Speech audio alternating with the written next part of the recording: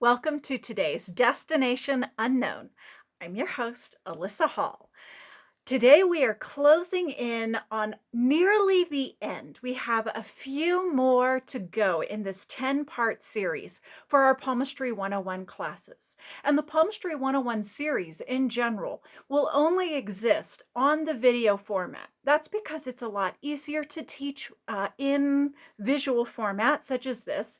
And it's also a way to honor the extra investment that comes from the aspirants who watch this video series, the other videos that also get hosted here, and they're meant to be developed for the intensive user to have this information to build into their practice and go forward with. So here we are, almost at the end. Last week we talked about the ego line, and I mentioned how that was a line that I didn't always read. The reason for that is it will depend sometimes on the length of the reading and how much I've already said versus how much pressure there is on me to finish at a certain time. And then another thing that will come up, I don't tell people what I don't see. So today is an example of a line that doesn't always get read because I don't always see it enough to know if it's a prominent force in this person's life. So there's a good chance if they are sitting down to have a reading, a lot of times these are people who do have a natural inclination and interest in the metaphysical realm. So they're probably sitting down with maybe or maybe not an open mind, but they may already have an interest in the intuitive realm, and they may have already done self-study in the intuitive realm. They may be someone who's looking to expand their horizons. So maybe they're primarily a tarot card reader, but they're looking to have their palm read because it's not something they're as familiar with. That kind of cross-training is also, I think, very helpful for any reader who's looking to expand their practice. So when we have someone sitting down, the reason I preface all of that information first is there's probably a slightly higher chance that you're going to see an intuition line on their palm because they already have an interest and they're engaging in you in an intuitive exchange of information, maybe out of curiosity, maybe out of a deeper interest. So when we look at where it is on the palm itself to orient to the palm, of course, this is the lifeline and this is the headline. We talked about the ego line, which can come from the lifeline, the center of the palm, or as it does in my hand, from outside towards the Mount of Luna. That's last week's. So today, the intuition line, it will always make this sort of path. So it's a diagonal path that goes from the base of the thumb towards the pinky. That's going to help you as far as whether you're looking at an ego line that's placed off the thumb or off the lifeline, or if this is legitimately the intuition line. The line, like all the other lines that we've talked about so far, will reflect a deeper line, the more energy, that's the word I'm looking for, that we give to that area. So if we are vitally alive, we see a deep lifeline. If we are a heavy, deep thinker, we see a deep headline. Here in the intuitive line, if someone listens to and is invested in that intuitive dialogue within themselves, however it presents itself, that is what you will look for the depth of the line. So first of all, you're asking yourself, does the line that I'm looking at make this general projection across the palm? Which you can see in my case, it does. Now, it may or may not go through 3 different and up to 4 different areas that we're going to talk about next. So first I look at, is the line there? And here on mine, you see, yes, very clearly it is. And is the line a deep line? And as you can see, even though the light keeps changing as I try to find the shadows, you can see it's a very invested line, just as deep as many of the other primary lines in my hand. So we see this is someone who has a strong intuitive voice, is invested regularly in the energetic exchange of that information, and it comes through in 3 major ways, and a fourth way that I've added to my reading style. So I'll explain that next. The line will be deeper or more shallow, present or less present in three primary areas. And that correlates with how the person's intuitive voice most clearly presents itself or clearly communicates with our rational side, with our kind of our front of mind, is what I think of. So if this is a voice in a dialogue that's coming from a place that's much further back in the mind, and it's not taking up what we think of all that frontal cortex kind of stuff where we're really focused and emotional and all of that awareness. If we're listening to that deeper awareness, it's going to come through in three different ways as it presents itself, in three primary ways. The first way is if you see the line interacting with the lifeline. This is the gut instinct. So if someone has an intuitive dialogue on the gut realm, the gut level, it's exactly what it sounds like. They have a good gut instinct. They seem to call the right person or show up for the job on the day that they're looking. They just had a new opening. They have this really good instinct that they follow. It also can present itself in the form of, no, we're not going to go inside that Walmart that we go to all the time every day. I don't know why today. And maybe or maybe not something that will be more significant and make itself clear, but there are also bad vibes that you will get at a gut instinct level. And so that may or may not be something that you experience as well. That shows up when you see the intuition line very deeply marked towards the lifeline, like this. Then we see that as we travel the line up the hand, we're looking next to see, does it interact with the headline, which you can see it very clearly does interact and keep going. Sometimes it will just kind of shallow out and touch the headline, but it won't go any further. That's the sign of someone who has, yes, a good gut instinct, and it also expresses itself on the mental level. So what do I mean by that?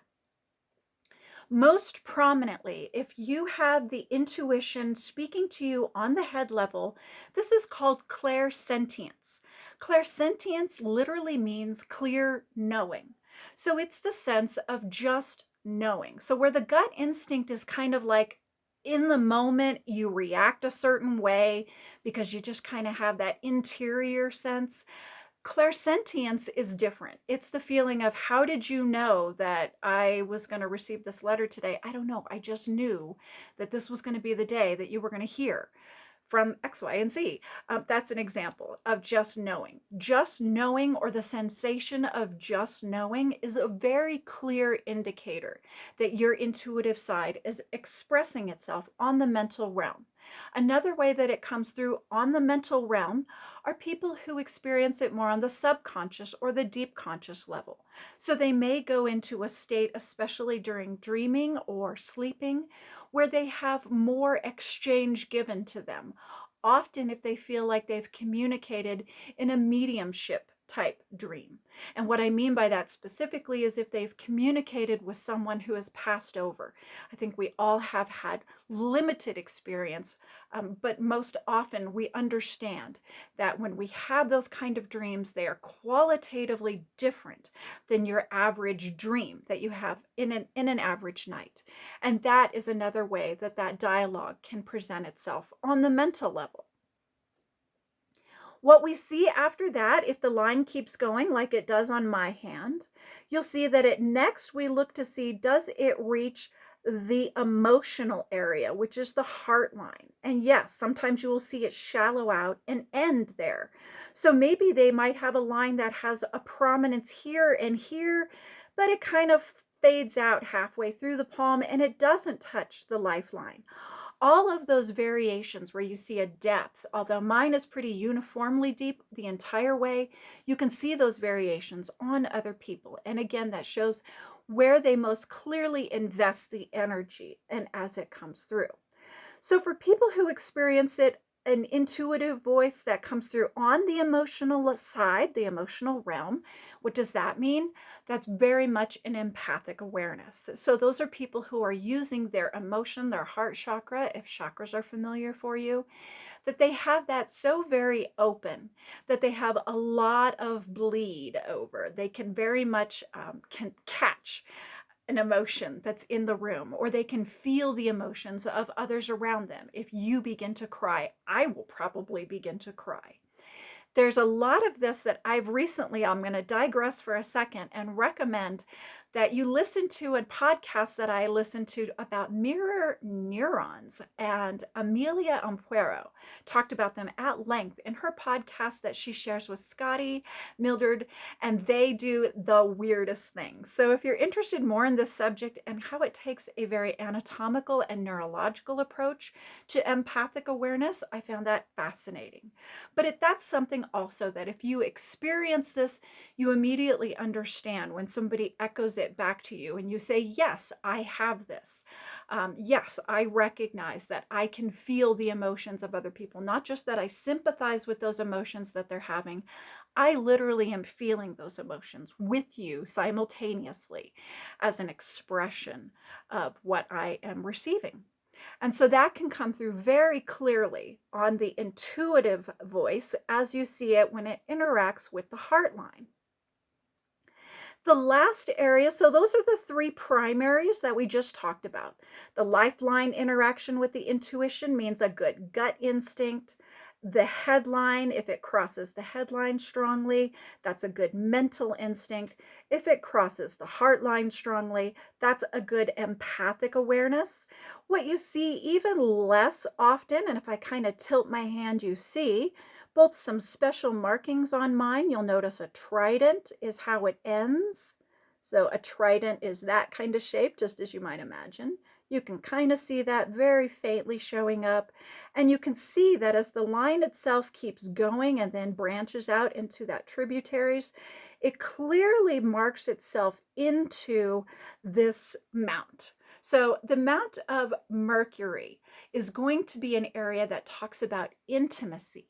So if you're someone who can express your intuitive awareness through an intimate conversation, whether that be intimacy with your partner or understanding it more through study like Tantra, those are expressions of intuition when it crosses over into the intimacy area. So I will sometimes look for that in a fourth area that I read. So I always look for these three.